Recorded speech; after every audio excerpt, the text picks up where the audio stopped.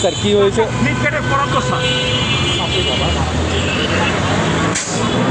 কি হয়েছে আসলে? আপনাকে থাপ্পড় মারছে কেন?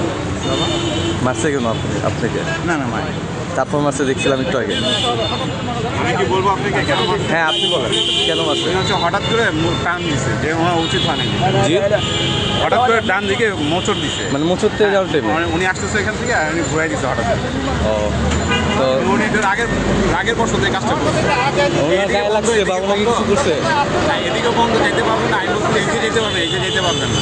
এই কারণে সে হঠাৎ করে মুভ করে দেয়। গাড়িটা আর ভুলের কারণে তো মাপ পেলাম তো। হ্যাঁ না, ওনার ভুল হয়েছে, এটা ঠিক আছে। আমি বলতেছি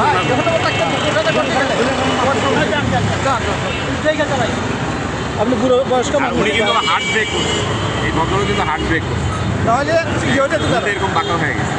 ওনার হ্যাঁ হ্যাঁ, মানে আপনি বলতে চান কি এখানে দোষটা কার ছিল? মানে উনি যদি না ঘুরে তো উনি চলে যেতে পারতো, উনি হঠাৎ করে ঘোরাতে উনি স্পিডে থামাই দিচ্ছে। ও, এখন মূলত দোষটা কার ছিল আপনি কি বলছেন? ওনার পুরোপুরি ওনার দোষ ছিল। পুরোপুরি থাপ্পড় মারাটা আপনি কি মনে করেন? যুক্তিসঙ্গত থাপ্পড় মারাটা থাকে?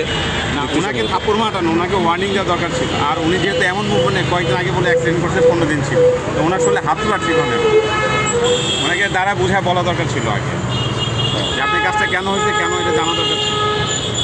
আচ্ছা আচ্ছা, মনে কষ্ট নেন না। আমিও ওনার তরফ থেকে আমরা সরি বললাম, তো মনে কষ্ট নেন। আচ্ছা একটা কাজ, আমার এখানে নামাই